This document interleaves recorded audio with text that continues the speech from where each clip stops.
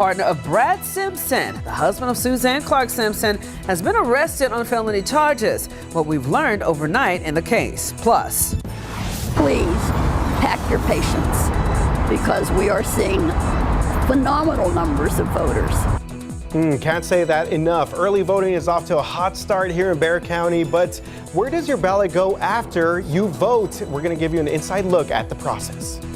And taking a live look outside right now with Live Cam. Good morning, San Antonio. Thanks so much for waking up with us. Of course, we're getting right into it. Justice forecast and the creepiness about it.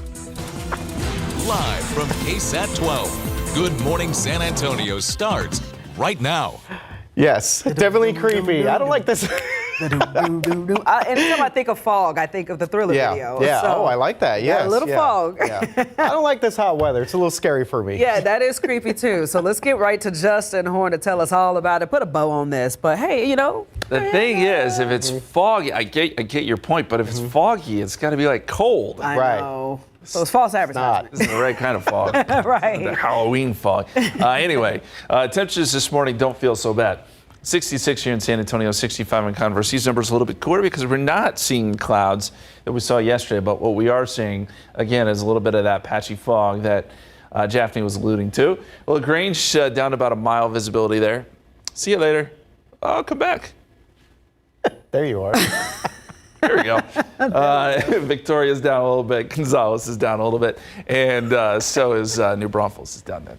About a mile or so. A forecast for today, noontime, 82. We'll make it up to around 89 this afternoon. It'll turn into a pretty warm day. All right, guys, let's talk traffic now. How are things looking out there? All right. They are looking pretty decent right now. Moving just along, just fine. Of course, things are looking good outside. Again, the same old construction areas that we have popping up. I'm hitting refresh. And still nothing there. I-10 East and Woodline is still the only construction area that we got going on. That's right. I was hoping Justin didn't just pull a muscle there. Look, you saw how much he had to drop down to get in the camera. I know. Tall guy. All right. 281 Borgfield Drive traffic looking good there. North side of town, Redland 281. Hey, let's check in with Alex Gomez. He's in the streets for us during Good Morning San Antonio at 6 o'clock. Good morning, Alex. Happy hump day, my friend. RJ, good morning. Happy hump day. I'm still navigating the highways with our helpful intern, Renee. She's with me right now, and right now we're not seeing any problems. A lot of that construction area on the northeast side has cleared, especially 35 and 3009. And so right now we made our way to the northwest side. Check out 410 northbound right at Callahan Road. And things are looking great out here, RJ. Happy Wednesday. Yeah, happy Wednesday to you too, Alex. And obviously a lot different from the major delay that we saw there yesterday. So we'll continue to check in with Alex and give you more updates on our traffic on our Wednesday morning. Jeff. All right, a longtime business partner of Brad Simpson, who's the husband of missing Suzanne Simpson from Almost Park, is behind bars on felony charges. Same as James Cotter is charged with tampering with evidence. A law enforcement source told KSAT that Cotter is accused of helping Simpson hide a weapon possibly tied to Suzanne's disappearance. So Suzanne Simpson was reported missing on October 7th, and law enforcement spent several days searching for her at a southeast Bexar County landfill, but did not find any evidence there. Yeah, so Brad Simpson remains in the Bexar County Jail on family violence charges. He also faces a federal firearms charge, but again, has been charged with anything related to Suzanne's disappearance. Well, San Antonio police are looking for a person of interest in connection with a deadly house party shooting from this past weekend. Take a look at your screen and see if you recognize this individual right there. SAPD believes that he was at the high school house party on Lopez Valley Road in Southwest Bexar County in the early hours on Saturday when 17-year-old Enrique Villanueva was shot and killed. During their investigation, police learned that Villanueva was arguing with a suspect who then pulled out a gun and shot him. So it's unclear if this is the teen right there in that picture who is the suspect, but he is definitely a person of interest in this case. If you recognize him or have any information about this shooting, you are asked to call SAPD Homicides Unit at the number you see right there on your screen. This morning, we're learning that David Castleberry will spend the rest of his life in prison after an Atascosa County jury found him guilty of a deadly shooting in January of 2023. Castleberry was convicted last Friday of killing Lucio Carmona, according to Atascosa County Sheriff David Soward. Now, Castleberry and Clarissa Guillen likely shot Carmona during a robbery. Castleberry and Guillen were arrested during a traffic stop. Soward says that both confessed to being involved in the shooting. Guillen is now awaiting trial. All right, this is pretty impressive here, but since early voting started, over almost 100,000 people have cast their ballots across Bexar County. But what happens to your ballot after you do your civic duty? Bexar County Elections Administrator Jackie Callanan says your vote drops into a sealed ballot box right away. The DS200 is a ballot scanner where voters submit their ballots, and it stores all of the information from each voter until the end of early voting. The machine then provides election officials with 2 USB drives with the numbers from each of its polling locations.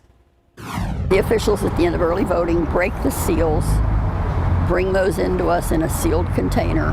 Chain of custody we follow to the letter.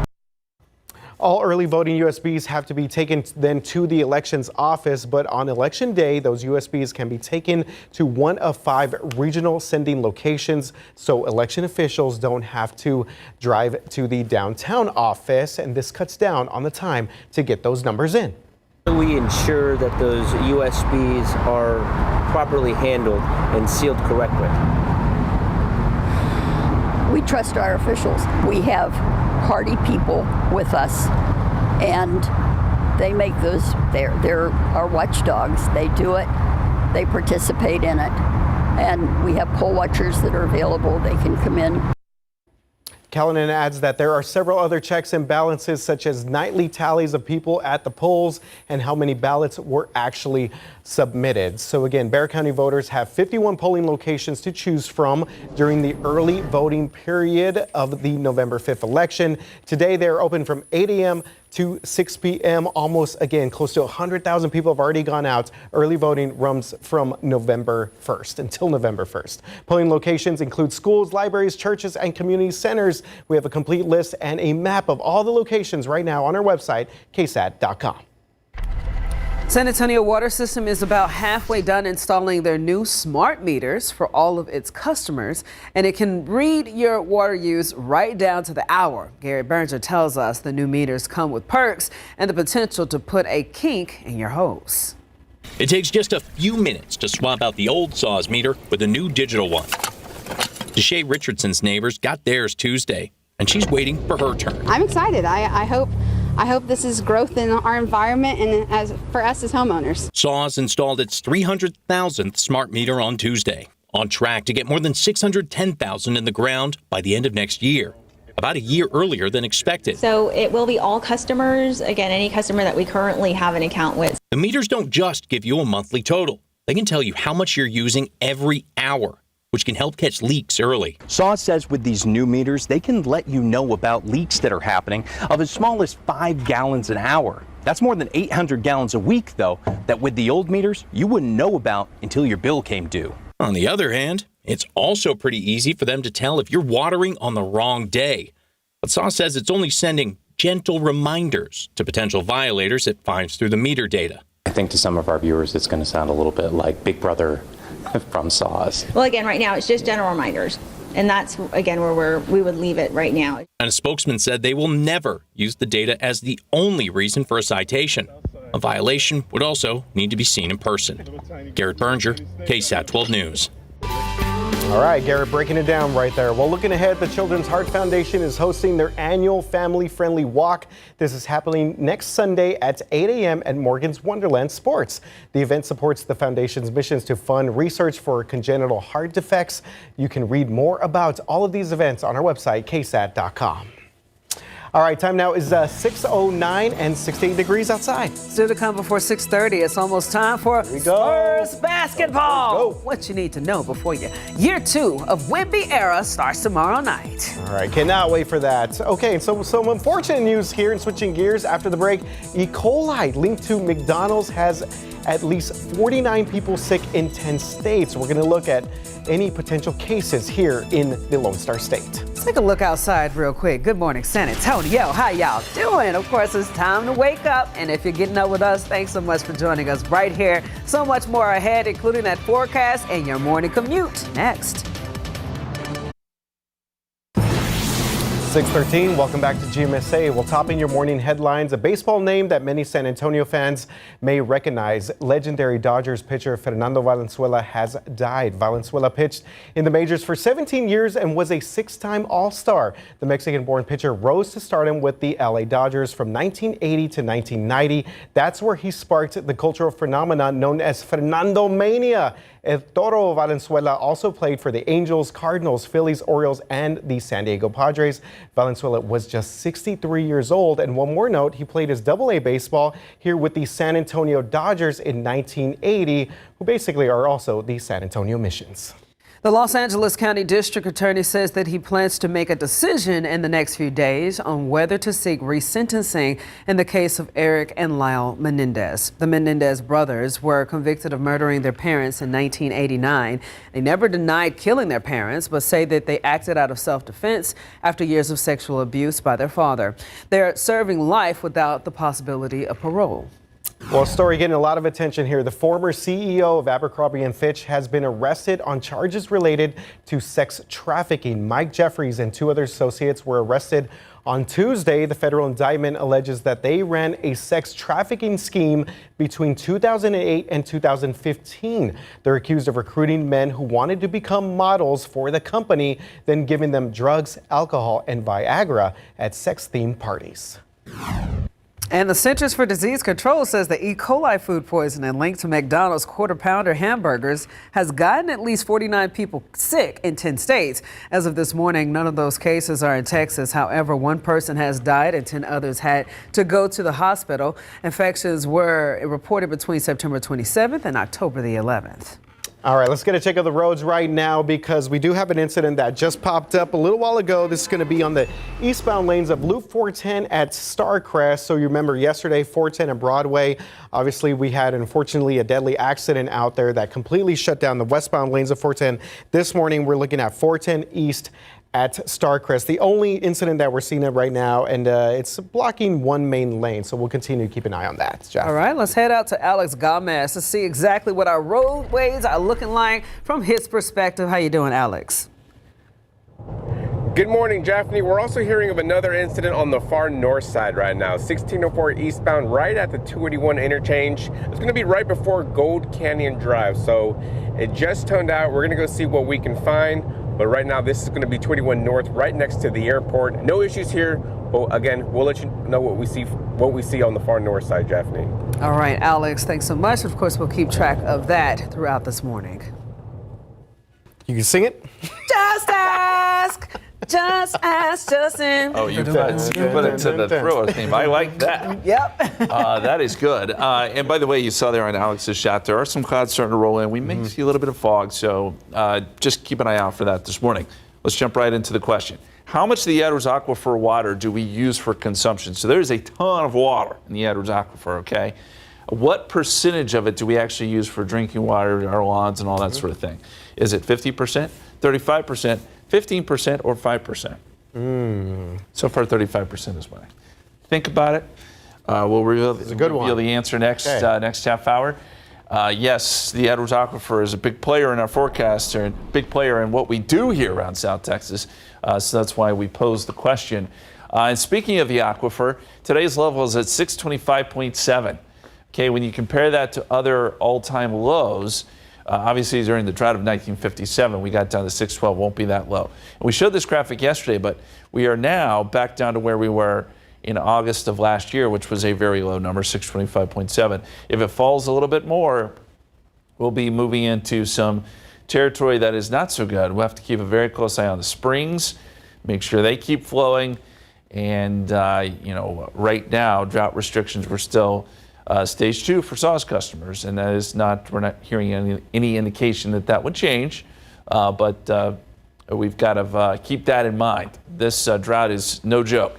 We are now 47 days without measurable rainfall. This is the longest stretch since 1996. And the all-time record is 63 days back in 1993. We are now in the top 10. So this is the 10th longest rain-free streak we've had here in San Antonio since records have been kept. All right, so what heads our way that would bring us some rain? Nothing in the short term, that's for sure. As we head into the weekend, high pressure actually tries to build in. That would keep us very quiet. But as we get into next week, there is maybe a glimmer of hope in the sense that we get a trough out west. This is a stronger system now. It moves pretty far to the north. The question would be, can this push a front far enough south to make it to South Texas, and would it bring us any rain? Those are questions that we just can't answer quite yet. But I think the latter part of next week, something to watch. We're not going to get too excited about it yet. You can see in the distance there, we do have some clouds starting to drift in here. 66 degrees, 63 in New Braunfels, 65 Converse. So some morning clouds a possibility. So too is some fog. We're starting to see that now. LaGrange down at Beeville and Gonzales. East of I-35 is where we may see some of that patchy fog this morning. So far, again, here in San Antonio, it's just been some low clouds. We'll also keep tabs on that for you.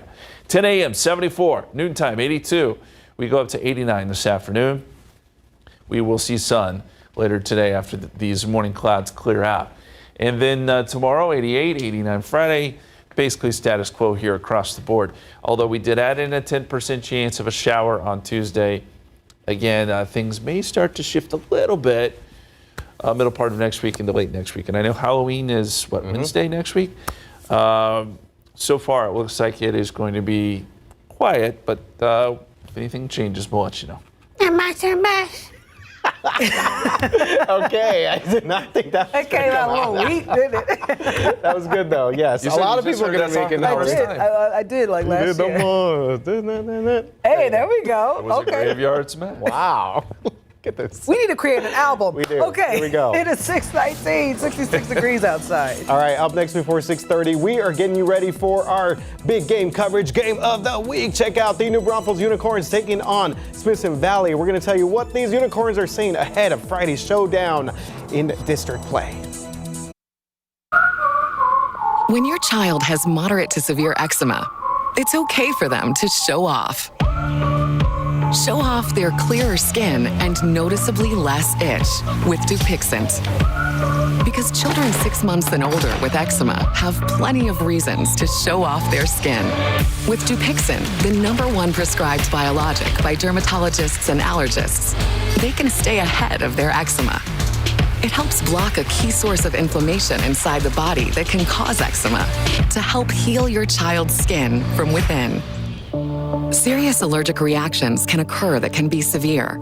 Tell your doctor about new or worsening eye problems, such as eye pain or vision changes, including blurred vision, joint aches and pain, or a parasitic infection. Don't change or stop asthma medicines without talking to your doctor. Show off to the world. Ask your child's eczema specialist about Dupixent.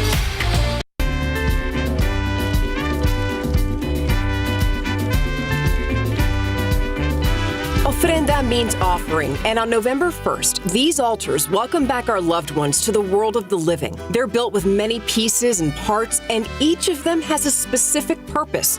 The most popular ofrenda design includes 3 tiers or levels. The top tier represents the heavens and the loved ones you're honoring. Here you place your pictures besides images of saints and the Virgin Mary. The second tier represents the earth and its comforts.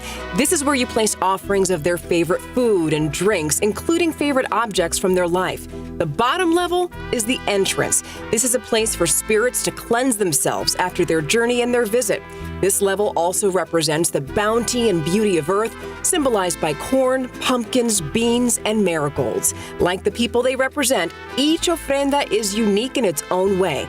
The point is celebrating and reuniting with your loved ones.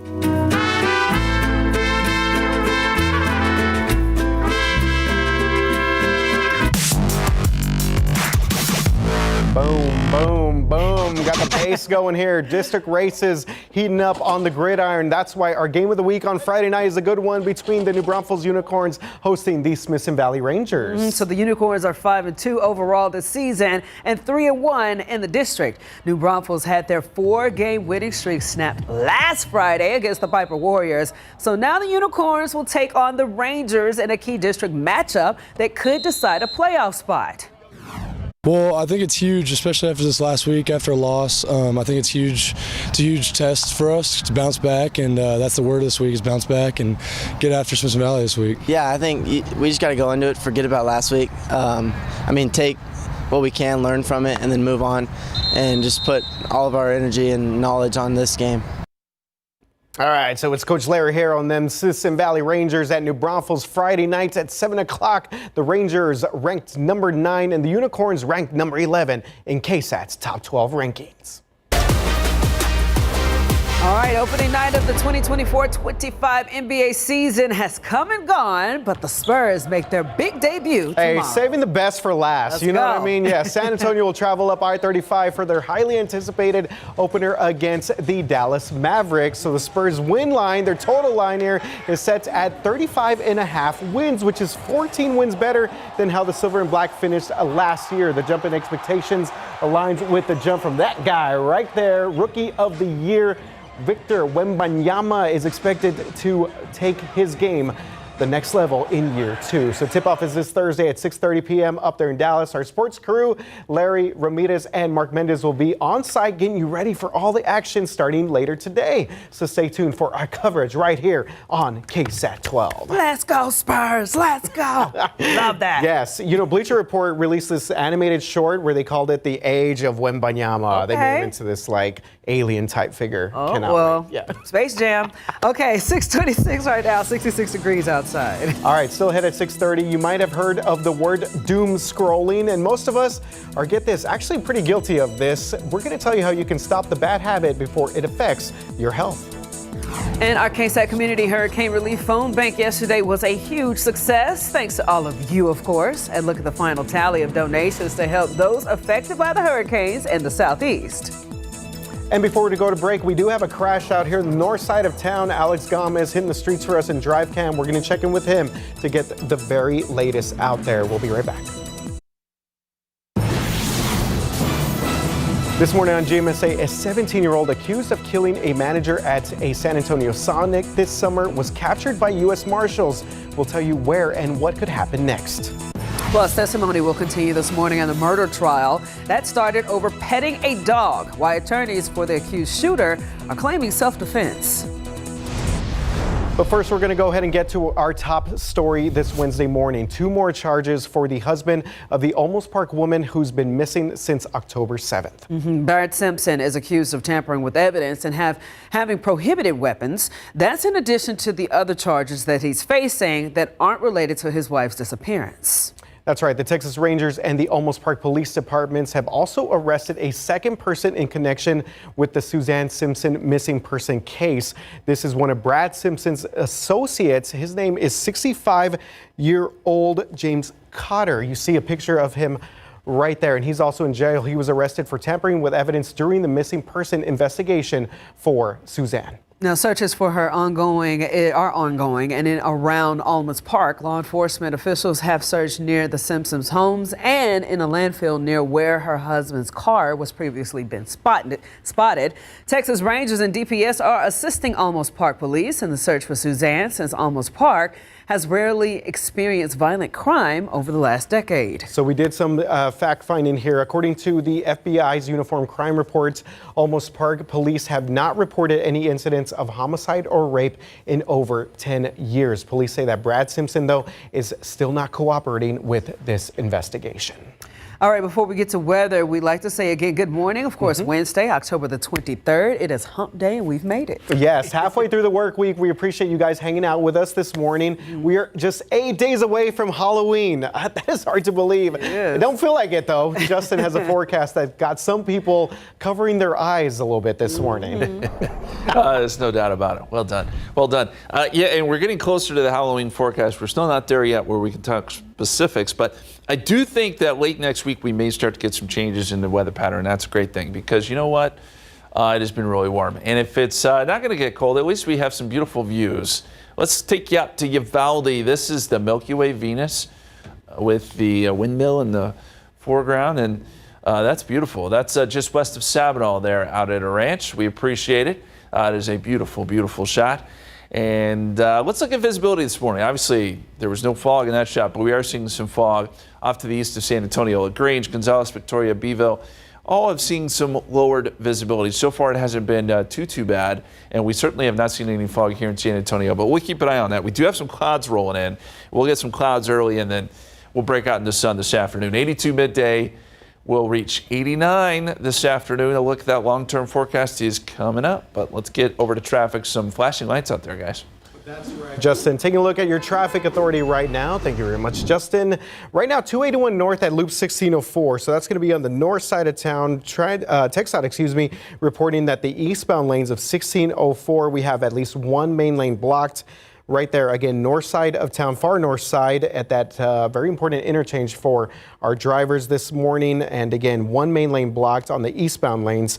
And that's the latest from TxDOT this morning, Jeff. Yeah, it was a bit peaceful earlier in the show, but unfortunately, that's not the case. Alex Gomez, he was actually at a scene the last time we checked in with him. Alex, what's going on at your location? Yeah, and we're checking out that scene on the far north side. So it's going to be that right lane that's blocked right now, 1604 eastbound. It's right at the 281 interchange, right underneath it. And you can see this is one of the vehicles that was involved. I'm counting at least 3 with a tow truck now just arriving. So we are in the clearing stages, but again, the right lane is going to be blocked, 1604 eastbound at the 281 interchange. And I'll be here and I'll let you know if there's any more updates to come, Japhanie. All right, thanks so much, Alex. And of course, when those updates are available, we'll be sure to come back to you later on throughout the show. All right. Everybody right now, take a moment right now. Imagine if you were mowing your lawn and you accidentally come up on a human skull and a skeleton, and they're not Halloween decorations. Well, it happened to homeowners off of Highway 90 at Pugh Road, just inside Loop 1604 on the far west side of Bexar County. Sheriff Javier Salazar thinks that the remains belongs to a man because they found alongside some clothes that were work clothes related.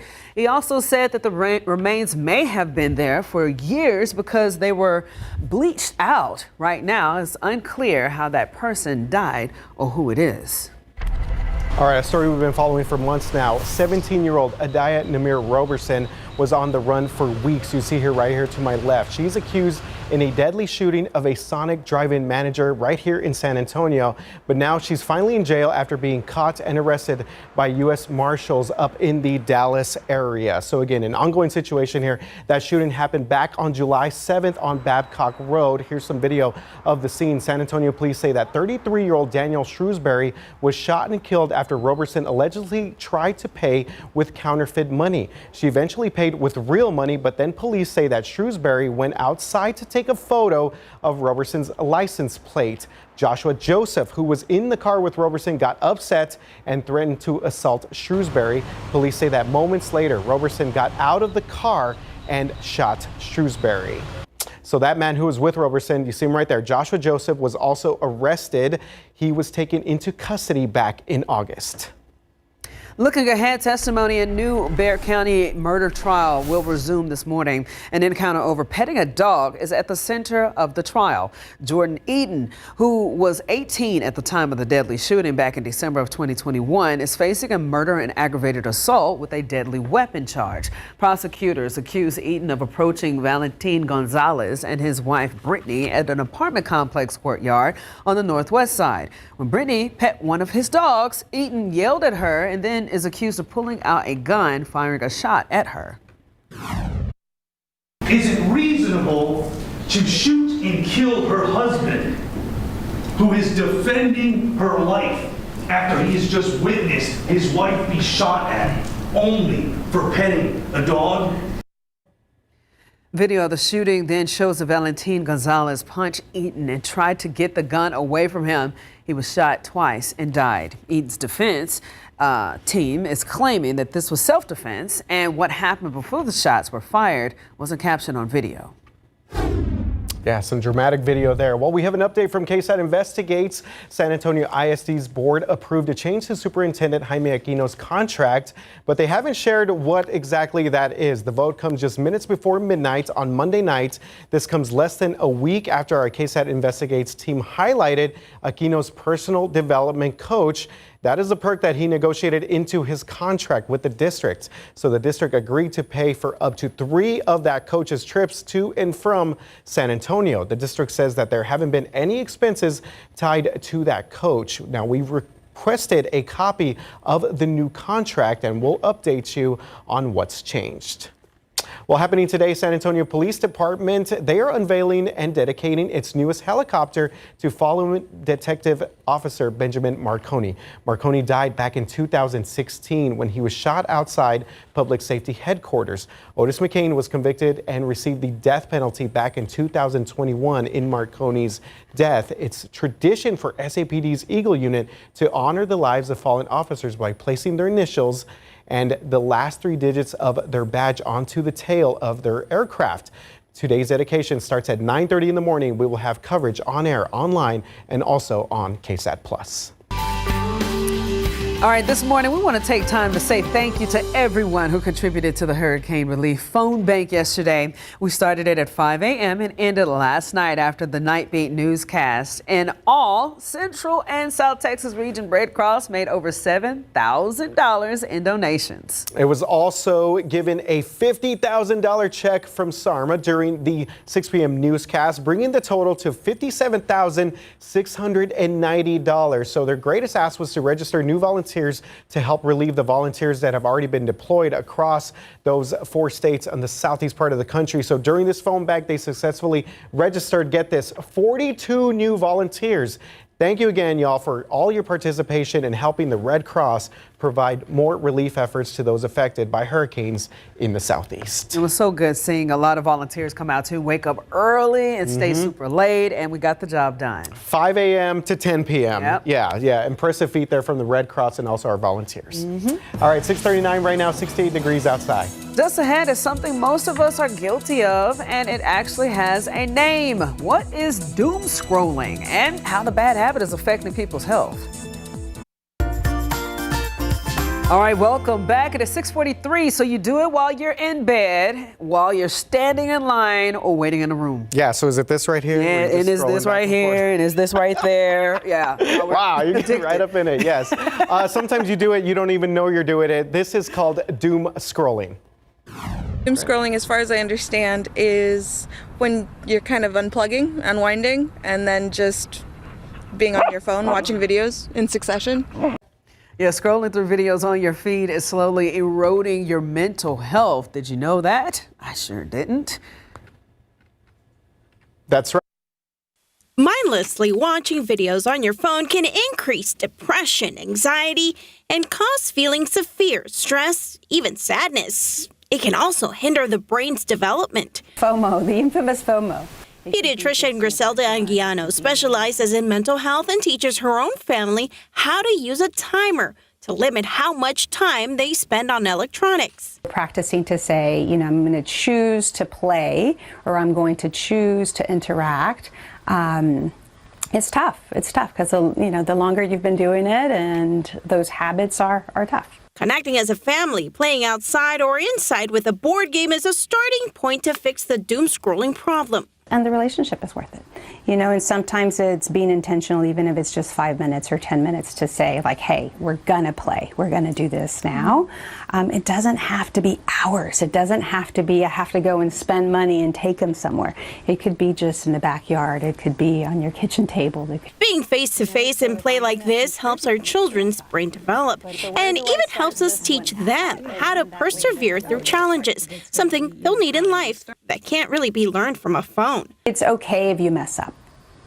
And I'm here with you, and we can work it out together, and we can figure it out. So this is a powerful one, but there's so many. So remember, unplug, reconnect, and save your family's mental health. It's never too late until it's too late, right? But if we're still here, if you're listening, if we're talking, then it's not too late. And Dr. Anguiano says the first step to change a bad habit is being mindful. Ask yourself, am I spending more time on my phone than with my family or my friends?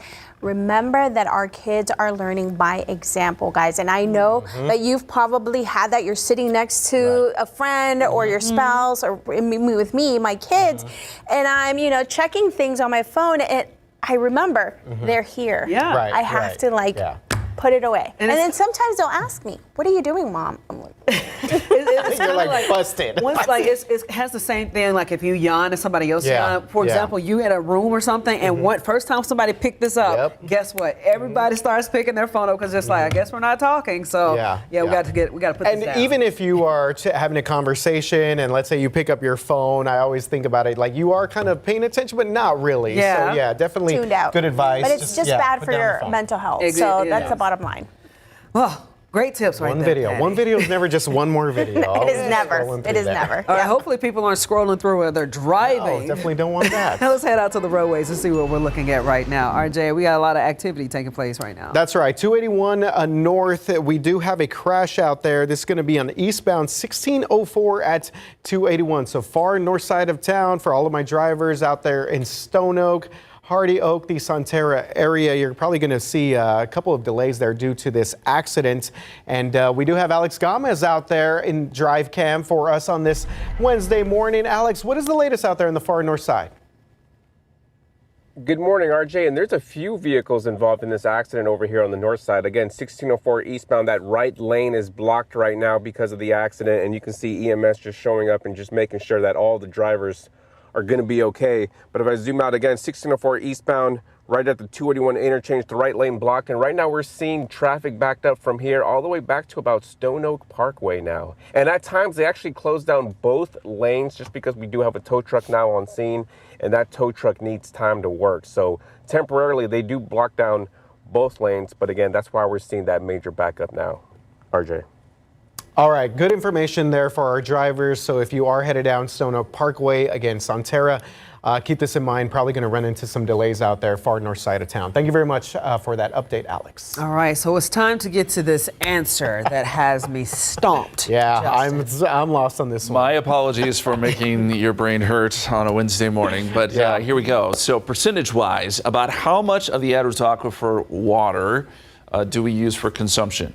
In other words, Edwards Aquifer is huge, has a ton of water in it. What percentage of that water do we use here in San Antonio for, drinking and watering our lawns? So is it 50%, 35%, 15%, or 5%? What do you think? I'm going to go with the ACT kind of elimination. I'm not going to go with the biggest number. I'm going to go with the next to the biggest number because it's not the smallest number. Okay. So I'm going 35%. That's what most people are thinking right now. I mean, at first I thought it'd be, almost kind of unbelievable that we would use 50%. But you know what? Hey, 50%, go big or go home. You know what? That's good logic, RJ, but it's wrong. Once again. Wow. But like a recording. It's actually 5%. Whoa, is that huge? Yeah. It is. And a lot of it, honestly, we can't even access. There's a ton of water in the aquifer.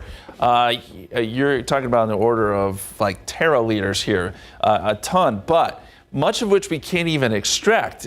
Keep in mind, it's all in this limestone. And additionally, the aquifer must stay around 95% full to keep the springs flowing, which is mandated by the federal government because we have to keep the endangered species alive. So a lot to this, but yes, if you realize there is a ton of water in the aquifer.